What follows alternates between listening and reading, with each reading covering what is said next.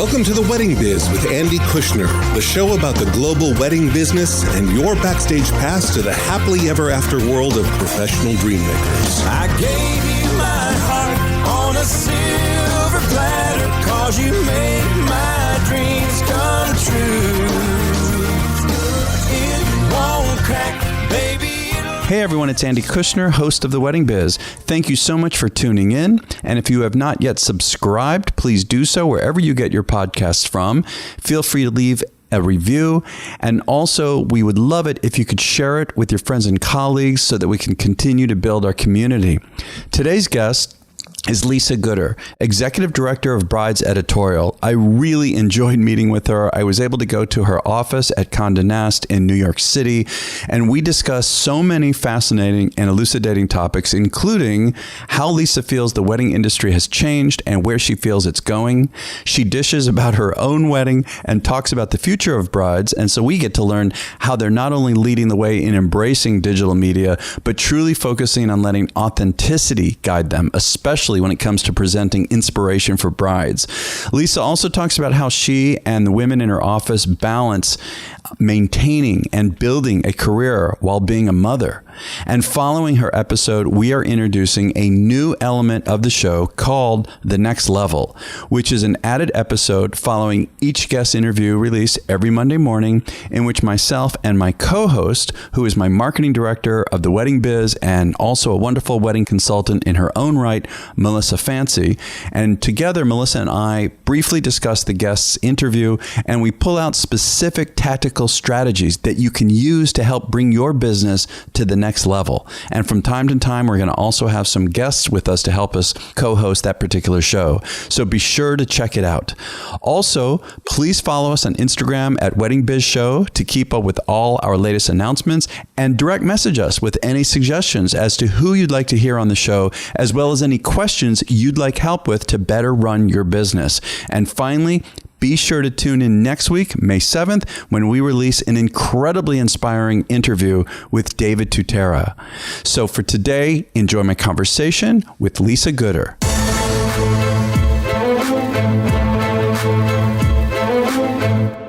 So Lisa, you are the executive editorial director overseeing the whole brand for Brides Magazine and Brides.com. And I had the pleasure of listening to your presentation at the Engage Luxury Wedding Summit at Nizuc Resort and Spa in Cancun. And I know that you've had a long history with weddings, but even before weddings, like how far back, Lisa, does your passion for writing and journalism and finding stories and eventually online media, like how far back does that go for you? I mean, I think for me, as long as I can remember, my mom was a teacher when I was a kid, and we did a lot of creative things in my house, like building doll houses and going to museums and writing stories and things like that. And then when I went off to college, I majored in English and visual art. Oh, where'd you go to school? I went to Brown in Providence, Rhode Island. Oh, Brown. I had a lot of friends. I went to BU for a little while. So nice. Yeah, I had a lot of friends at Brown. And then actually my senior thesis at Brown, I did a bookmaking project. I don't know. I think I've always been interested in sort of storytelling. Yeah. Which is a lot of what we do here. Mm-hmm. Kind of accidentally ended up, didn't grow up thinking I wanted to do this, but I ended up doing this, which is great. And I love it. But, I've always liked to take pictures and write and read, and, storytelling is super important to me. And so I think this is a great sort of avenue there. You majored in that in college. What did you do when you got out of school? Were you able to work in the industry at first? No, not right away. And I don't think I graduated from college thinking that I wanted to be in the art world. And I think I figured out pretty quickly that I didn't know that I could make a living in the art world. It's not easy. It's not easy. Talk about, yeah. Yeah. And immediately after college, I had a job at the Peggy Guggenheim in Venice for a couple months. In Venice, Italy. Wow. And that museum was run by a whole bunch of student age people like myself. It was amazing. Huh. And we did everything from staff the coat check to give tours to important people who came, to, take paintbrushes and clean the sculptures every morning. It was very cool. And so I did that, and I came home from Italy and was sort of trying to figure out what I would do next. And I grew up with parents that like I always had a job when I was in high school, and I never had kind of one of those summers where we sat around, much as I would have liked to maybe. But so I'd had a number of internships. I worked in Washington one summer. I worked at an ad agency here in New York, a really, at the time, really kind of cutting edge ad agency called Margiotas, Fertitta and Weiss. And I actually delayed going to college to stay there and to work in production there, producing video and commercials, which was great. I put off going to college. And actually, the interesting thing is that the guy that I worked for was one of the founders of The Knot. Oh, really? Yeah, that's really interesting. You know, I thought about that also when I was actually in between high school and college, and I went for it. But then I thought before getting into the quote unquote real world that I would take time. I think it takes a lot of courage for that. But then on the other hand, getting some real world experience, I think that's invaluable, right? Yeah, no, it definitely was. And I think, you know, it meant I went back there a couple summers in between. Ironically, I really wanted to work at Condé Nast. I wanted to have an internship at Condé Nast. Like this is in your early 20s you're talking about? In my early 20s. Wow. I applied for an internship at Condé Nast that I did not get. But I remember sitting... You showed them, let me tell you. Well, I don't know. I don't know about that. But I remember sitting in the waiting room there, you know, with these beautiful fashion photos everywhere, thinking like, oh, I just would die to work here. So it's funny here sitting in where I am in the company. And I think that Brides, we have a pretty unique spot here in that we're part of this portfolio of all these amazing brands. And so there's a lot of interaction with, you know, the different editors and creative people who work here, which I love. But still, I mean, you're in a really high powered position now. If you could tell me a little bit more about your trajectory, like, you know, when you first broke into, let's say, the wedding industry, how did that look? How did that go? Sure. So I came home from Italy and was looking for a job and didn't know what I wanted to do at all. Really? You weren't even sure if you wanted to stay in the industry or? When I came, I just didn't know what I wanted to do. You know, I knew I wanted to do something. I just didn't know what it was, okay, right? Like I was motivated. I think a lot of kids too who graduate from college have a moment where they're sort of, wait, what am I going to be? Yeah, sure. And so I lived at home, and actually my first job, I worked for a temp agency, and I got sent to Ralph Lauren, where I worked on the switchboard.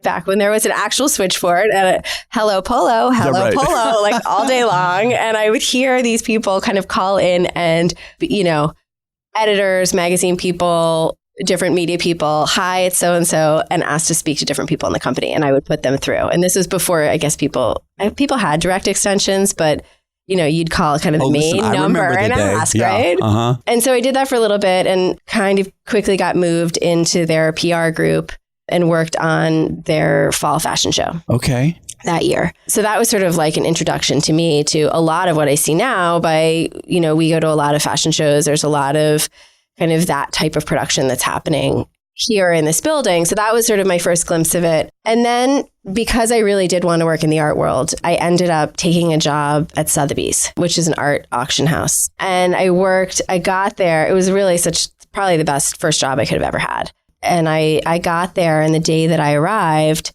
the man who had hired me, who went on to be an incredible mentor and is really an amazing person, wasn't there. And he'd had to go to a business trip. So, hey, just hang out for a day. He'll be back. And when he came back, he said, I have a project for you. We have just been brought on to sell a 65 million year old dinosaur. Oh my God. What? Wait a minute. I thought you were about T-Rex. to say like a house. No, dinosaur. The largest, most complete T-Rex ever found. And that was like all embroiled in a lawsuit because it had been found on the land of a Native American man who had sold the rights to dig to a bunch of paleontologists who had dug it up and put it in a warehouse and were sort of preparing it for a museum. And it was seized by the FBI, and really exciting. And so nobody really that I knew or anybody at Sotheby's, nobody had any expertise on dinosaurs. And so it became like my everyday. And we, you know, found being here in New York, we found experts at the Museum of Natural History, American Museum of Natural History, who helped us with it. And I worked on cataloging that and, you know, sort of turning, I don't know if you've seen, but when they have these really big auctions, they create a catalog, like a book about the item. Yeah. And what's so interesting is that like a lot of these things have no value. They have a ton of value. And this ended up being sold for $8.3 million to the Field Museum and is now in the lobby of the Field Museum in Chicago. But the thing that makes these things so valuable is the story behind them. And it became kind of a bit of a media sensation. And there was we had an exhibition that, thousands of people came to see this dinosaur that was sort of still wrapped in tinfoil. And so many of the sales that I worked on there were really about like the story behind these objects. Yes. Whether it was an amazing piece of jewelry or I went to Coretta Scott King's house and we appraised the papers of Dr. Martin Luther King. And like those are really just pen on paper, but they have such amazing story and history behind them that they become really valuable. And also I would think that a big part of that is that's where the emotion lies, is in the story. And then that's where we can connect. Absolutely. It's, to me, that's the heart of all of this. Yeah. And so I think there was sort of this storytelling element and that's what attracted you and like grabbed you. Attracted me to it. And the guy that I worked for too couldn't have been a better first boss. He sort of taught me what I know about like professionalism and working in an office and how you treat people that you work with and what you should never put in an email, something you wouldn't want on the front page of the Times. I used to work for IBM. I learned my lesson big time. I was a bit reactive and it got forwarded around the company. Yeah, I get it. I understand. And so I worked there for a bit, and it was the books and manuscripts department, but that's also where they put the dinosaurs and the sort of special things that they didn't really have a home for. We sold a Declaration of Independence. We sold, just the most amazing things. Wow. And so this was kind of it was probably 1997. And this was sort of when the internet was just kind of percolating. It was out there, but people weren't on email and people weren't, we still had a fax machine in our office. And yeah, I think it was Lotus Notes is what we used or something like that. That's how old I am. Me too. Everybody who sits right out there outside my office looks at me like, you must be crazy. Right. That time never existed. It's true. But anyway, we sort of started, the man that I worked for was the vice chairman of the company, and they started to really look into digital media and existing online, and eBay was becoming a thing. And, what should we do with the internet? And so I started sort of under him, started doing a lot of research and trying to figure it out kind of. And so one of the founders of The Knot, Rob Facino, who I'd worked for at Margiotis, who had been an incredible mentor to me. And, really, he was probably 5 or 6 years older than me, but was sort of a guy that I could turn to and be like, how do I break into this? What do I do next? I started to talk to him a lot about the internet, and they had just launched The Knot. And when they got their first round of financing, Rob was kind of like, if you're that interested in it, why don't you stop working with people who don't understand the internet and come and work with people who are, figuring it out. So that's kind of how I broke into weddings. So you really came in the back door in a sense. It's not like you wanted to be in the wedding industry initially. It was through the digital side you're talking about. I don't think I knew about the wedding industry. I didn't know there was an industry. And actually, even since I've been doing it, there wasn't. And since I've been doing it, it's amazing how it's exploded and there's like a whole economy around it. And, also the industry professionals, like people didn't have these amazing businesses and visions. I'm sure they did, but it wasn't something that was as pervasive as it is now, or that we kind of all knew each other too, which is the other thing. And, we were talking earlier about Engage, like sort of being able to get together with that group of people and have that community. It just didn't exist then. Yeah. So I didn't know about the wedding industry. And in fact, I remember going to visit them and seeing this wall of brides magazines and being like, what is that? Which is funny. But and you weren't yet married at that time? No, I wasn't married then. I was probably about 23, 24. Yeah. I got married though a couple of years later while I was working in weddings. Oh, that had to be interesting. Yeah. Well, I think sometimes when you know too much, I think it makes it really hard. Oh yeah. But it was great.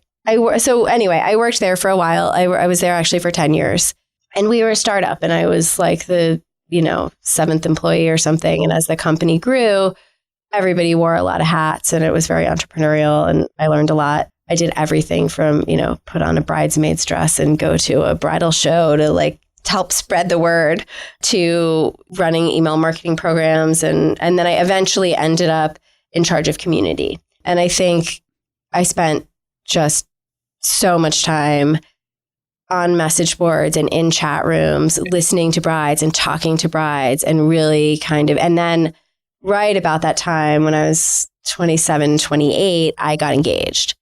I think that helps me so much now to sort of understand what's in the head of these women who are getting married. Oh, yeah, sure. And men for sure. But like we are a women's publication here at Brides. So that's kind of how I think about it. But what they're thinking about, and like even since I've been working in this industry, but certainly, over the last 50 years, like the concept of marriage has changed so much.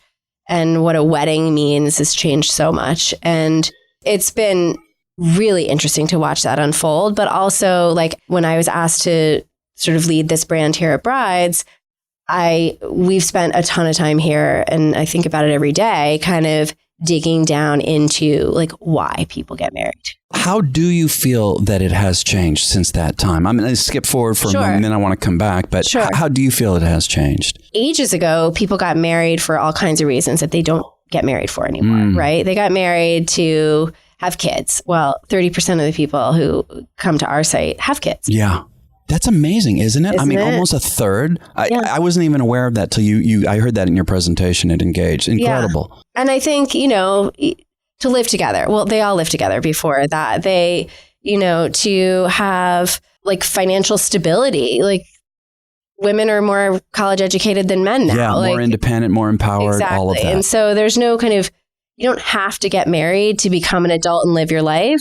But that was certainly the way. And like, we forget that. It wasn't even that long ago. Yeah, until you just said it. Right. I wasn't thinking like that. Yeah, you forget it. And I think that we're an 83-year-old brand. And I think sometimes, especially to people who are not in it, get a little stuck in this like, oh, it must be so traditional, or this is how it's done. And that's not the way anymore. But I also think, if you're not getting married to have a kid, and you're not getting married to live together, and you're not getting married to have sex on a regular basis, and you're not getting married to, kind of launch your life, then why are you getting married? And I think it's actually become so much more meaningful. I love what you're getting into here. Yeah, right. More meaningful. Right? Like if you don't have to do it and you choose to do it, then it actually means something that it never meant before. Yeah. And I'm sure it's always meant that to some people, but this generation of people have no societal expectations to get married.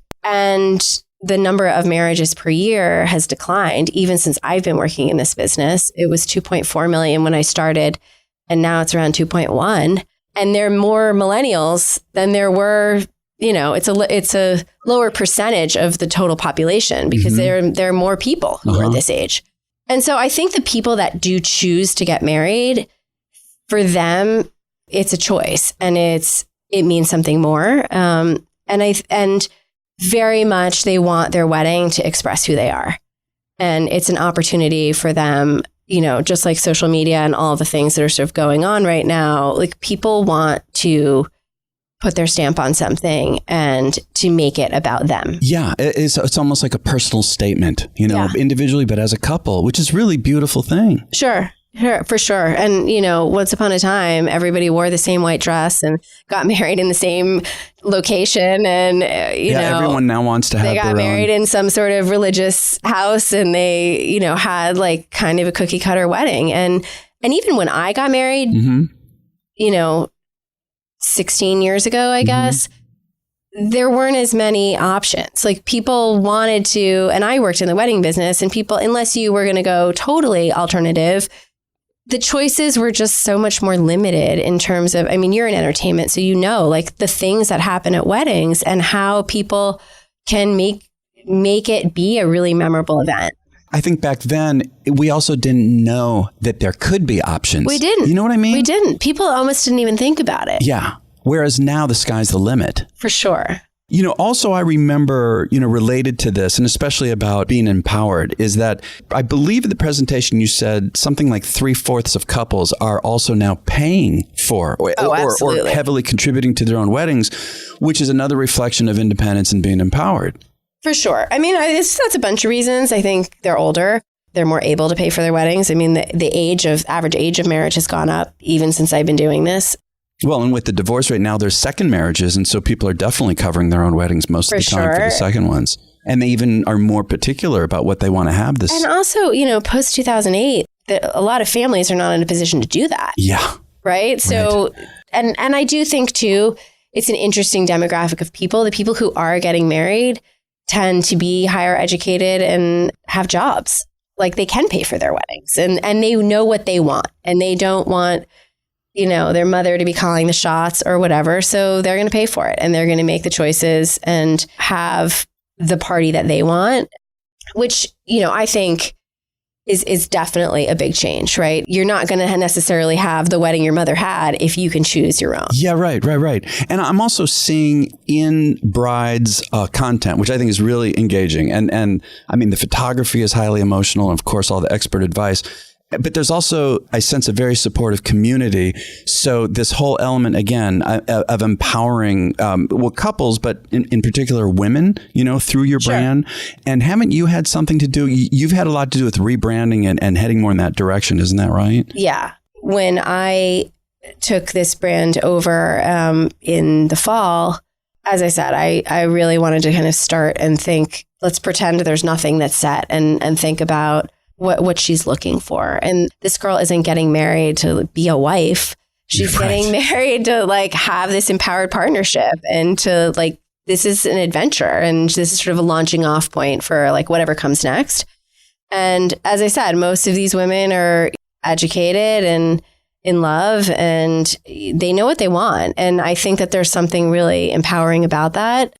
We try to feature a lot of women who are doing interesting things in their own lives. The wedding isn't everything to them. I think that the relationship is everything to them. And so this is kind of this word journey I don't like because I think it's been overused, but this How about is process. Yeah, but this is a thing. This is not just the party. This is it's reflective of how they want to live their lives together. Exactly. And all of the things that go and all sort of the rituals and the events that go into planning that wedding are actually really significant. They kind of get a couple from here to there. You sort of start to process what's happening. And I think that the sort of empowered women angle of it is incredibly important to us. Well, how about also, you're working in a women-centric business, and especially in today's climate, it's really, how do you feel about all of that? And especially relative to what you're doing in the wedding industry with brides? Well, I mean, I love this industry in particular. I think there's so many creative and interesting people. And in the media portion of it, in my area, I happen to work with so many amazing women that it's very cool. I just I've got 2 kids. I work with other working moms. I think we live in a bit of a rare spot here in that women in this industry are very empowered kind of all the time. I just for a moment, if I can shift, because, you just mentioned a lot of the women have kids, and married and all of that. What about that whole issue, again, related to empowerment, independence, women really major careers now and all that. How do you balance and how do you see other women balancing having kids and at the same time building a career like this? I mean, I'm a guy. It was hard enough for me. I have a daughter. I know, though, that still so much more of it is with the mother. I just can't imagine. I'm not in those shoes. I can't imagine how you do that, how you balance the two. I mean, I don't know if you do balance it, right? There you go. You're doing one well, and then I think you can have it all, maybe not all at the exact same moment. But I think it's sort of more the norm now. Most of the women a lot of the women I work with have lives outside of work and sort of balance it. So it's a more of a supportive environment too, you're saying? For sure. Yeah. And I also think I have a really supportive partner who is... He gets it. And he's really excited that I have the career that I have. And we go home and, we were talking last night about podcasts and, is also kind of excited by the things that I work on. And he has his own career as well. But so I think it's partially that. I think that, there are definitely years that are harder than others when your kids are little. My kids are now 8 and 12. So they're at school for a large part of the day. Yeah. You bring up another point, though, about men understanding, and I can speak for myself, too. I understood that very well too. And therefore, I mean, personally, I wanted to be a big part and be very present for my daughter. But I also was recognizing that her mother has her, career, and I want her to be able to have that. And so I purposely stepped in more. I would be up in the middle of the night half of the time in the beginning and recognizing that. So that's an interesting point that you make too. I also think, I was raised in a house where my mom worked, and it didn't occur to me that I wouldn't. And I also was raised in a house where my parents always taught me to go for more, always to try my best, always to show up, always. And that was sort of the expectation. So I don't think it ever occurred to, and not that choosing not to have a career is not doing that. That has a whole set of challenges as well. I don't think it ever occurred to me that I wouldn't have a career and kids. I always thought I would have kids too. So yeah, they're pretty adaptable. Now by 8 and 12, they're my big challenge is going home and helping with the homework at the end of the day, where I'm I can't do homework now. Oh my God, I can't imagine. I also want to come back in terms of what you were doing also earlier in your career, and I'm sure that it continues throughout. Is we're in this digital world now, this digital media world, and you had mentioned also at Engage, I believe maybe 70% of brides are now using digital media to find inspiration. I think Instagram has changed everything. It has changed everything.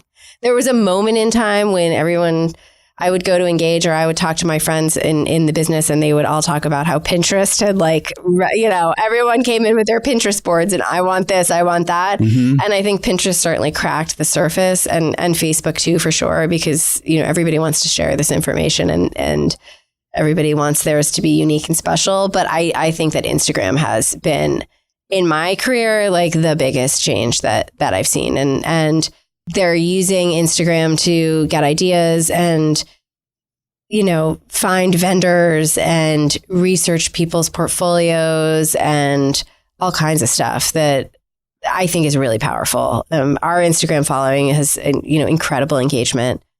We've got brides who are interacting with us, especially through Insta stories, which is, we love. Yeah. Who are, clicking through to our content all the time and just can't get enough. I wonder too, aren't there some challenging implications with this? For example, if we look at the celebrity world or any world really, that pictures, photos are now getting out, immediately, right? Absolutely. In the moment, right after. Whereas in the past, you had to wait until it was published. How do you deal with that? How do you look at that? So we completely changed our strategy around exclusivity. Okay. And there are certain weddings where it's useful. Some of the celebrities will have a social media ban because they want to control their own kind of photography, which I understand. The Sunday mornings when I wake up and fall down a rabbit hole on Instagram of the weddings that happened last night, because people have now created all these hashtags and all of their guests are posting. I think that we definitely used to be that a wedding would never end up in a magazine if people had seen the photos. And now, they're different photos, and the photos that we're running, photography is incredibly important to us. And I think, there's this rich heritage here at Condé Nast of producing content that's aesthetically just really beautiful. And that's what we go for in many cases. The story is very interesting, but also the emotional photography, the look. I want a bride to kind of screenshot something or tear a page out of a magazine or, DM somebody on Instagram. I want this, right? And they're getting ideas and inspiration. And I think also the emotion of it is so important. And that's actually why we've shifted our whole strategy in print. We're not shooting fashion shoots of, young girls in deserts dressed up like brides, because what is out there that's real and authentic is so much better than can be created. And I think that that's what people want to see. They want to see a real girl who just got married, who's so excited and joyous and all of that. And a guy too. And again, that comes back to the emotion in the story, which you all capture. And I think that, social media is a big piece of that. And it's a big driver of that. We're actually starting to we source stuff now on social media. And it used to be that if your sort of stories had been out there, it would never end up in print. And now it's just part of the story. What about your own wedding? I mean, I'm thinking a couple things here. I would love to know, what is it like when you're a guest at a wedding, given who you are now? You know, you're this executive editor at Wedding Magazine. Do you often get put to work? Like how Which so? is fun. Well, it's like, if something goes wrong, you're kind of in it. In the moment? Oh, yeah. No. You have to step. Which is fine, because you actually know what to do. I think back to a wedding that my husband was in that was outside. And I was in a tent. They had every plan, but there was just like a monsoon of rain. And the alternative was to move it inside to a hockey rink, which nobody wanted to do. That's different. Well, yeah. What should we do? What should we do? Should we move the wedding? Should we whatever? You know, okay, no, I think you should go for it. And then sort of by the end of the night, when my mother-in-law had put welly boots in the back of our car and was like, just in case, when I had those on and was like moving tables and, you know, we've got to help the wedding. Yeah. So I think people also worry when you go to a wedding that you've seen everything. So you're going to be judging or something. Yes. People are always like, did you see my save the date? Did you like my save the date? I'm like, I thought it was beautiful. Yeah. You know, this is about you guys. Yeah, right. I think, although I do think having planned a wedding, you understand a lot about what's in the heads of the people who are going through it. And, you know, I want this time, the way we position it through our brand, through the lens of our brand, that it's really celebratory and joyous and happy. But we also acknowledge that it's also really stressful. Oh, yeah. And I tell this story all the time, but I had these dreams before I got married where, like, you know, you read about these people have dreams of losing their teeth. That's like a stress dream. Oh, really? I don't know about that. Apparently that's like a stress, like that, like your teeth fall out. That's a very, okay. That's like means you're really stressed out. So I didn't have that, but I had these dreams where my hair was soaking wet and I was at the wedding and my hair was like dripping down the back of my dress, or it would be 5 minutes to go and someone would say, come on, you've got to blow dry, like we got to go. And I'd be trying to blow dry my hair. And I just was sort of this recurring thing. And then the day of my wedding, I forgot to arrange the transportation for the hair guy. Whoa, it was like on. I made it happen, right? That's interesting with the dream and everything. Yeah. And it's stressful. Like the guy got there, my father, you know, came in and was like, there's a man named Francis on the phone. And it was totally figured out. But it's just funny how it's stressful, right? There's so many moving pieces. And I mean, I think that's actually why wedding planners are so important. I think a lot of people wonder if they need one. It sort of makes the whole process a little bit more enjoyable. When somebody else is dealing with some of the details, it's well worth the money.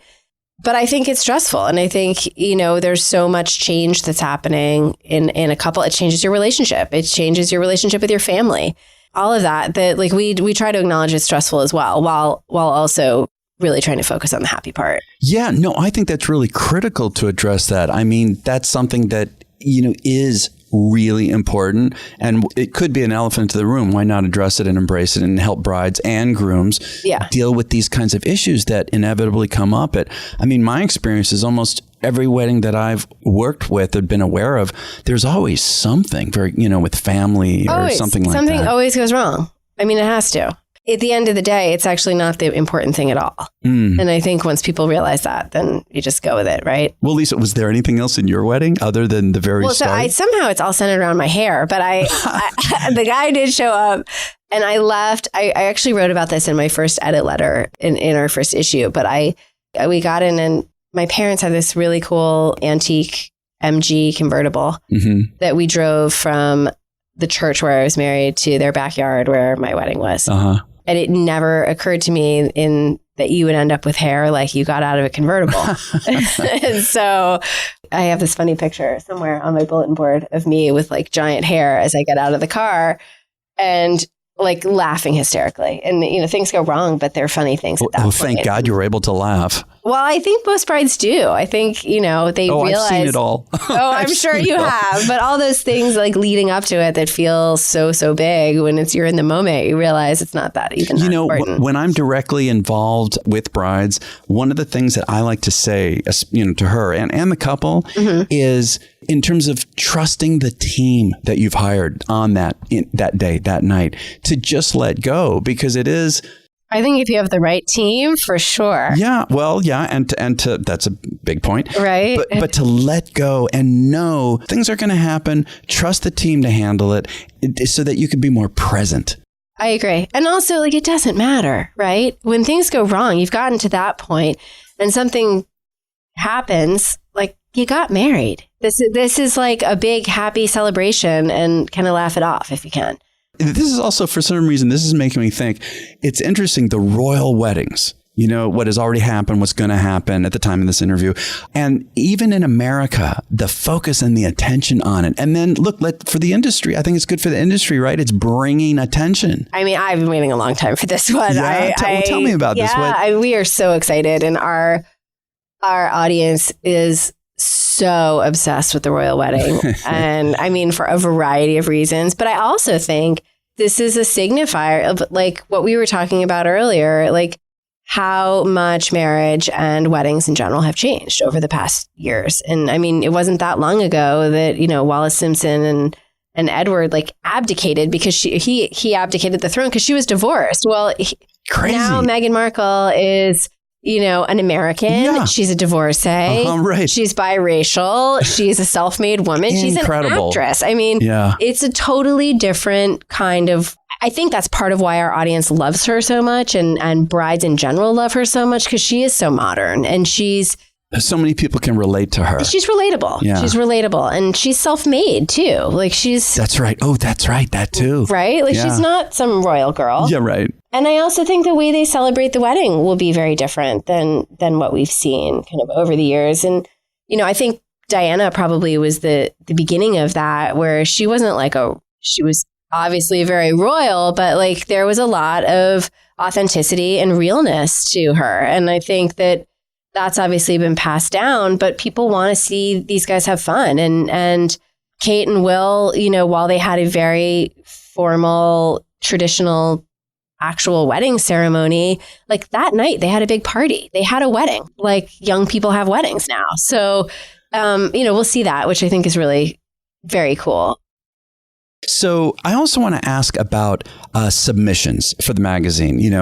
Vendors, I like to say partners, but, as well as the brides, making submissions to the magazine and the online media platform. What is it that you're looking for these days? Because I would say, again, as you say, things have changed so much. How has that changed and what do you look for now? I mean, I think the photography has so much to do with it. We're looking for all kinds of weddings for sure. We have a bunch of things we're looking for, but we're looking for emotional photography that tells the story.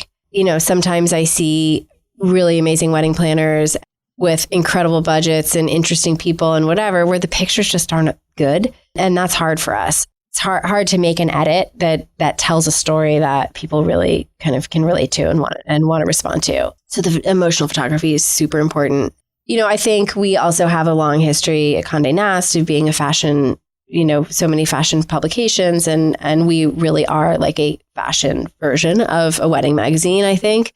And so, the outfit choices for sure can make it or break it. Can I stop right there for a second? From what I'm understanding, actually learning through a bunch of these conversations, is that a lot of the trends are set through like fashion runway, events. Absolutely. For weddings. I mean, those fashion events weren't, wedding dresses and gowns and stuff, but that what we're seeing there, even the backdrops and the decor around it, all of it is setting a lot of the trends in the wedding industry. Isn't that right? I mean, I think it's setting trends, not just in weddings, but everywhere. Yeah. Right. And I think social media has also like lightning speed made that be something that we all now know about. I forget it wasn't as accessible to us. Right. I mean, everyone in our office today was talking about, the Gucci show this week where they had mini baby dragons and the models carried replicas of their heads. Yeah, a little controversial, isn't it? I read about that too. We all know about this and it happened 2 days ago. Yeah. You would have had to wait until,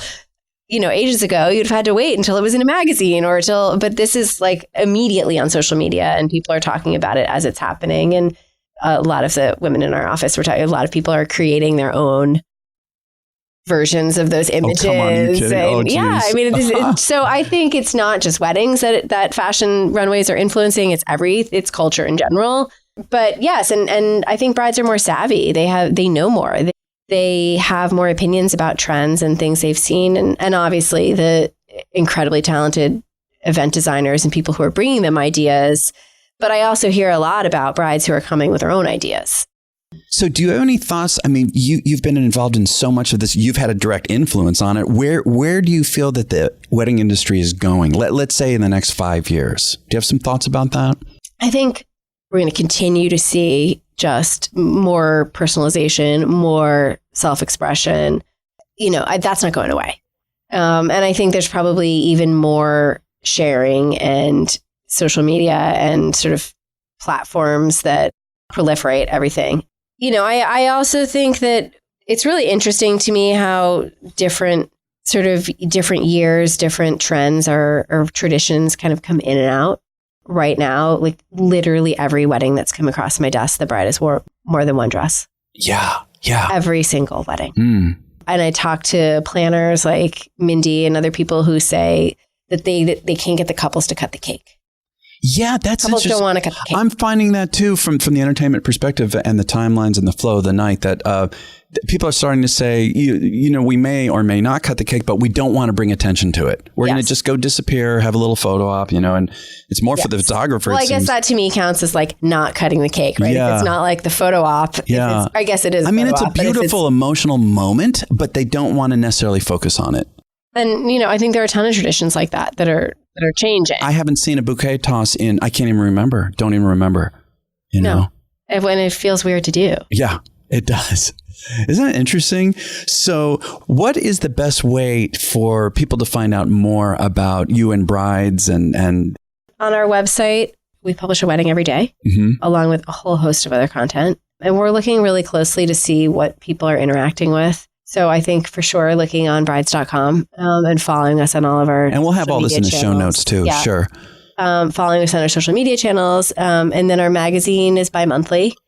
And there are usually between 4 and 5 weddings in that are our well stories. And we've really tried to take the inspirational piece of the wedding in print and kind of dissect it and help you figure out, like create service around it and help you figure out how to get that look. Yeah. And so for the bride, we tend to show pretty aspirational weddings in the magazine, although not all of them.